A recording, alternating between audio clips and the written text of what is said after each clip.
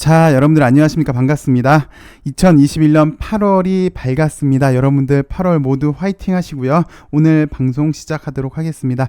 LB는 지난 금요일 대비 1.94% 상승한 36,750원에서 마감을 했습니다. 기술적으로 보시면 일단 이 당시 때 매우 의미 있는 양봉이 나와줬죠. 그리고 이렇게 의미 있는 양봉이 나와준 다음에 보통은 이렇게 음봉이 나오면서 재정비 기간이 필요했어요. 이 당시 때도 그렇고 이 당시 때도 그렇고 이 당시 때도 그랬는데, 이번에는 의미 있는 양봉 다음에 계속해서 위에 위치해주고 있는 게 상당히 좀 긍정적으로 보여집니다. 그동안 정말 답답했던 이 박스권이죠. 약 36,000원 언저리, 이런 박스권 정말 길고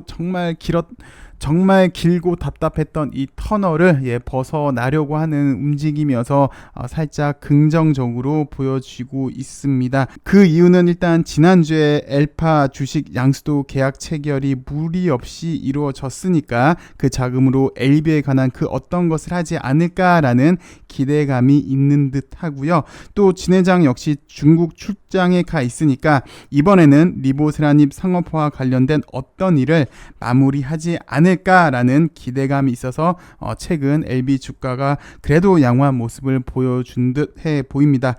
살짝 36,000원 엄저리에서는 실수는 있을지언정 좋은 소식이 나와준다면 또 탄력적으로 한번 올라갈 수 있지 않을까 싶고요. 가장 먼저 들려올 소식은 예상으로는 일단 엘파 매각 대응건으로 보여집니다. 그래서 그 좋은 소식 한번 기대해 보면서 좀 더 탄력적으로 LB가 움직이길 한번 기대해 보도록 할게요. 그리고 오늘 시장도 보면 양호했습니다. 코스피도 양호했고요. 코스닥도 오늘 나름 양호했는데요.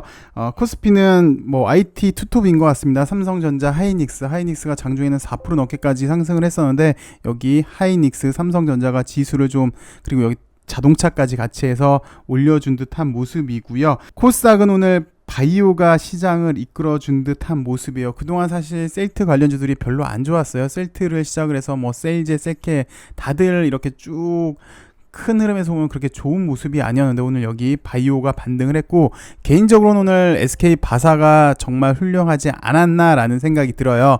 오늘 10% 넘게, 약 15%까지 올랐나요? 15% 넘게 올랐는데, SK 바사 같은 경우는 실적이랑 그리고 올 하반기에 노바백스 출시가 기대된다는 거죠. 그리고 노바백스는 잘 아시겠지만, 수차례 설명을 드려서 잘 아시겠지만 나노젠이랑 같은 기전의 백신인데요. 요거 때문에 기대감으로 오늘 SK 바사가 좋은 모습을 보여줬습니다. 일반적으로 신규주는 이렇게, 얘도 역시 마찬가지게 여기가 단기 박스권이었고, 그리고 상장 당시 요 가격 돌파하는 게 문제인데, 글쎄 여기를 돌파를 해서 이제 좀 탄력적으로 움직이는지 SK 바사 같은 경우는 그게 이제 관건으로 보여집니다. 어쨌든 오늘 바이오주들의 양호한 흐름이 오늘 LB 역시 수혜를 받지 않았나 싶고요. 근데 엘생 같은 경우를 보시면, 엘생은 LB보다는 살짝 좀 낮은 것 같아요. 한 단계 살짝 늦은 것 같아요. 보시면 LB 같은 경우는 여기 박스권을 지금 거의 돌파를 위에 위치하고 있는데, 엘생 같은 경우는 아직 확실히 위에는 못 갔죠. 그 다음에 이제 LB랑은 똑같습니다. 요 위에 부분을 돌파를 해줘야 되는 그런 단계인데요. LB도 보시면 요 박스권은 거의 돌파한 것 같고, 그 다음은 여기잖아요. 그 다음에 엘생 같은 경우도 요 박스권 다음에 요거 돌파되니까 이제 이 다음 이 구간인데, 살짝 LB보다는 지금 당장은 좀 떨어지지만 여태까지 흐름을 보니까 엘생이랑 LB는 거의 연동되는 그런 분위기였잖아요. 그래서 살짝 지금은 늦어도 충분히 연동될 수는 있어 보입니다. 그리고 넥사 같은 경우는 오늘 하루 쉬어줬어요. 보시면 거래량 자체가, 최근 거래량만 놓고 보시면 어제 거래량이 약 14% 정도밖에 거래가 안 나왔어요. 거래량만 놓고 보시면 정말 최근 거래 중에 거의 제일 없는 거래량으로 오늘 3% 정도 하락을 해주면서 하루 정도 쉬어줬는데요. 글쎄 오늘 SK 바사 같은 경우는 물론 이제 레포트가 나온 거였고, 넥사 같은 경우도 이번 주쯤에 좀 좋은 소식 하나 정도 들려올 타이밍이 되지 않았나, 그럴 때가 되지 않았나 싶은데요. 잘 아시겠지만 지금 델타 변이가 심각하죠. 우리나라도 마찬가지고 전 세계적으로 델타 변이가 심각한데, 물백신 논란도 많이 있습니다. 근데 여기서 발표가 만약에 델타 변이에도 효과가 있더라 라는 소식이 나온다면 단기적으로 넥사한테도 또 좋은 포인트가 되지 않을까, 그렇게 예상이 됩니다. 그리고 LB를 투자하려면 참 고려해야 할 요소들이 많이 있어요. 일단 뭐 외국어도 기본적으로 잘해야 되고요. 과학 지식도 많이 알고 있어야 되고요. 법률 상식도 알고 있어야 되고요. 여튼 LB를 투자하려면 여러 가지 다방면에 대해서 정말 박식해야 되는 것 같아요. 근데 잘 아시겠지만 현재 LB는 좋든 싫든 공매도 변수라는 게 있죠. 그래서 이 공매도 변수를 좀 살펴보셔야 될 것 같은데, 그리고 여기에 대해서 우리가 수없이 많이 살펴도 봤습니다. 근데 오늘 뉴스를 나온 걸 다시 한번 좀 살펴보도록 할게요.